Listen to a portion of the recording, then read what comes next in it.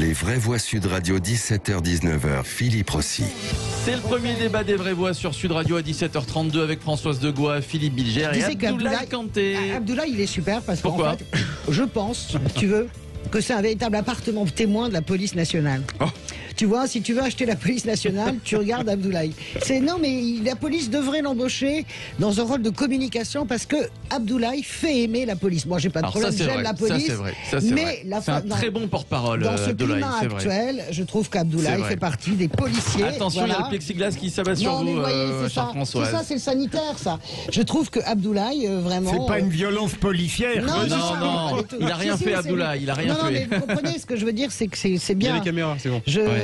Comme l'intérieur nous écoute, puis l'intérieur en tout cas, moi, ministère de l'Intérieur, recruter Abdoulaye en communication. Je vous vois en ce moment de partout, Arte, je vous vois sur des chaînes info, je vois des portraits de vous. Non mais c'est vrai. Libé, il n'y a pas eu Libé il y a quelques jours. Libé, voilà. Non mais ça fait longtemps, c'est oui, bien. je sais. Mais c'est bien que Abdoulaye. Et on est ravis qu'il soit avec nous de temps en temps, Abdoulaye Kanté. On passe au premier débat des vraies voix, c'est parti. Il y a un débat. Les vraies voix Sud Radio. Et oui, c'est un sondage qui fait peur. Peur à la droite. C'est Jamel qui a fait ça. Peur à la gauche, mais également peur à la majorité présidentielle. Un sondage IFOP fiducial pour Sud Radio qui donne le Rassemblement national gagnant en PACA. La liste de Mariani arriverait en tête du premier et pour la première fois en tête du deuxième tour. Alors quoi qu'il se passe, et on l'avait dit, vous avez raison Françoise, la semaine dernière, on l'avait dit. Un éventuel retrait de la liste LaREM de Sophie Cluzel ferait même gagner des points. Alors aussi bien à Mariani 2 points qu'à Thierry Muselier 2 points. Est-ce que selon vous les jeux sont faits? On va vous entendre dans quelques instants. Vous êtes en train de Pardon, Thierry Mariani, Renaud Muselier, 0826 0826 300. Est-ce que les jeux sont faits? Est-ce que selon vous le RN peut remporter beaucoup de régions? Voilà, vous dites oui à 78% sur Twitter, sur YouTube. On va en débattre avec vous. Tiens d'ailleurs tout de suite, on accueille Sabine qui nous appelle de l'Hérault qui est avec nous. Bonsoir Sabine. Bonsoir les vraies voix. Mais bonsoir à vous, ma chère Sabine. Alors, est-ce que Thierry Mariani a une chance de l'emporter? Est-ce que les jeux sont faits? On se rappelle qu'en 2015, elle était donnée gagnante. Marion Maréchal, elle avait perdu. Est-ce que c'est la bonne cette fois pour Mariani, selon vous? Quand on fait tout pour que les choses arrivent, il ne faut pas s'étonner quand elles arrivent. Donc à un moment donné, je pense que ça devait se passer comme ça et que tout le monde a fait tout pour que ça arrive. En divisant les partis, en faisant ce qu'on fait actuellement, on scie les branches et après l'arbre est mort. Effectivement, je pense qu'on aura du chemin à faire pour redresser les choses après. Mais on n'a que ce qu'on mérite. Je suis très en colère. Ouais, je ne peux pas dire. Alors mieux. Françoise, vous savez... elle a tout dit.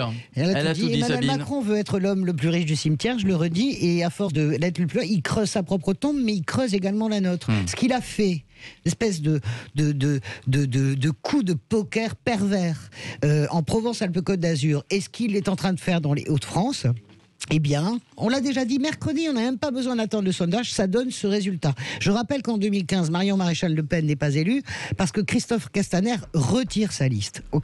Cette fois-ci, la gauche... Donc c'est pas comparable. On peut pas comparer. Il n'y a aucune comparaison. Et par ailleurs, Thierry Mariani est une personnalité qui vient de la droite.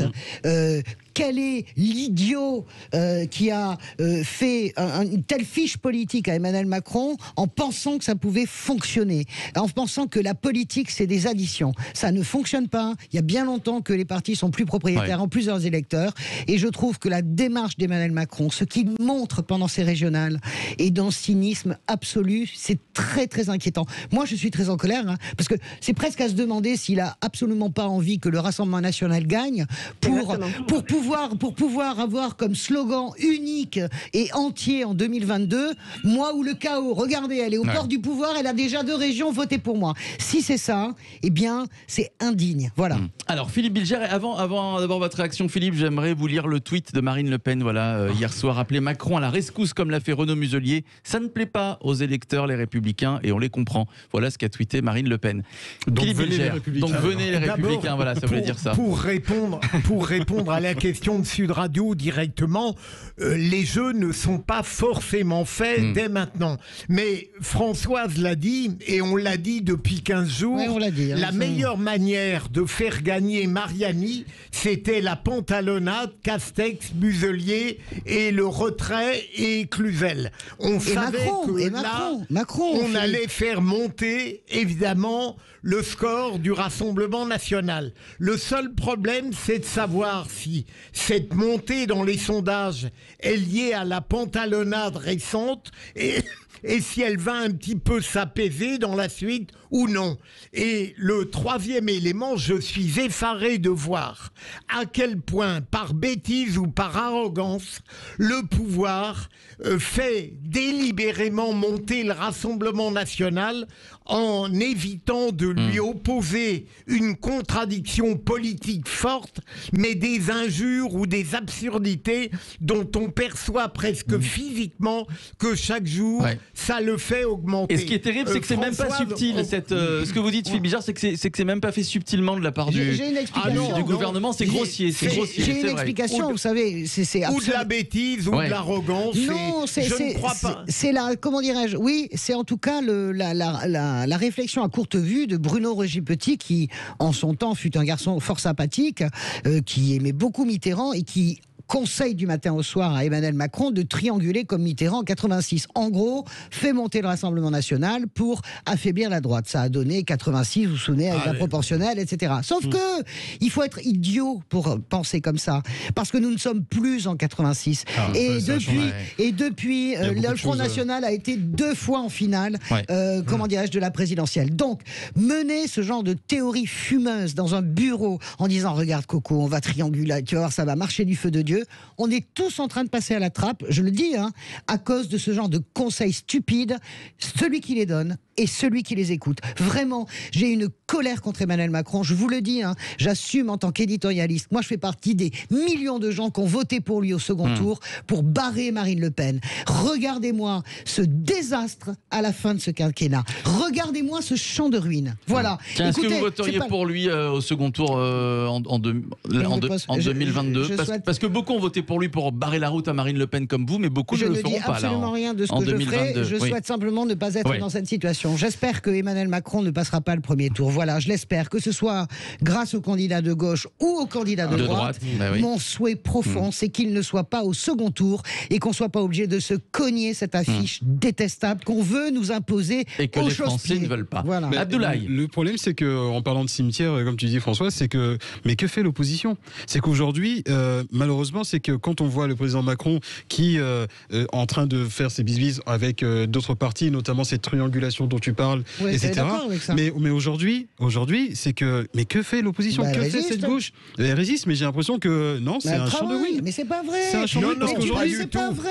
Mais pas du tout. Le truc, c'est que quand je comprends pas, c'est que pourquoi, en fait, la gauche n'arrive pas à s'unir, ça c'est un vrai sujet. Elle n'arrive pas à s'unir et limite, j'ai envie de te dire que non seulement il y a la désunion, mais on les regarde limite comme c'est comme une comédia dell'arte. On se dit mais qui sont ces gens? Ça a toujours été comme ça. Donc aujourd'hui, c'est qu'il faut pas s'étonner que effectivement les extrêmes sont en train de se gargariser sur cette désunion qui est là. Moi, je mets pas Mélenchon sur le même pied que Le Pen. Je pense que quand tu regardes, c'est lui qui. Je ne m'y connais pas trop en politique, mais quand je vois que Mélenchon, c'est lui qui incarne, on va dire, cette gauche parce qu'il fait plus parler de lui et que la gauche classique. Mais parce qu'il travaille. Alors que fait la gauche classique? Mais la gauche classique, déjà, elle se déchire. Mais moi, je peux te dire qu'il peut y avoir, comme en 2017, un vote utile sur Jean-Luc Mélenchon. S'il est à 14 ou 15, vous allez voir qu'il y a beaucoup de gens à gauche qui vont pousser sur lui. Vous allez voir que si Xavier Bertrand est à 17 ou 18, vous allez avoir également des gens de gauche qui vont pousser Xavier Bertrand au second tour pour se débarrasser d'Emmanuel Macron, mais surtout pour ne pas avoir à choisir entre les deux au second tour. Vous voyez? Sabine, vous allez voter Mélenchon, ou pas? je ne le crois pas, François. Non, je sais pas. Sabine, en tout cas, Xavier Bertrand, c'est possible. Sabine, dites-moi, Sabine Deléraud, vous allez voter ou pas pour ces régionales? Parce que là, l'inconnu, c'est aussi l'abstention. Est-ce qu'elle va être forte ou pas? J'espère que d'ici là, on retrouvera une vie un peu plus normale, les 20 et 27 juin, Sabine. Je vais voter, oui, parce que je l'ai toujours fait et parce que c'est mon devoir. J'estime que c'est mon devoir. Maintenant, en Occitanie, j'ai beaucoup de mal à accepter ce qui est en train de se passer. Donc, mais moi, je suis un peu dégoûtée. Donc, je voterai pour quelqu'un qui Ben, je sais même pas, parce que je sais même pas qui peut me représenter maintenant, parce que je suis usée, parce que je suis fatiguée de les voir se démerder comme ça. Quand on aime un peuple et quand on aime son pays, on est prêt à se mettre en deuxième ou en troisième sur une liste pour laisser la place, faire une coalition et gagner à tout prix. Je pense qu'on peut le faire quand on aime son pays. Mais de quoi vous parlez? Non, mais c'est intéressant. De quelle situation vous parlez? De la liste de Carole Delga? Entre autres. Ouais. D'accord, ok. Ouais, c'est vrai qu'on n'en parle pas, mais il y a des problèmes. Il y a des problèmes. Merci beaucoup. Elle Sabine. est bien, Sabine. Oui, on aime beaucoup Sabine. Bravo Sabine de votre parler cash. Qui nous donne son avis régulièrement. Merci à vous, Sabine. On passe tout de suite au deuxième débat des vraies voix.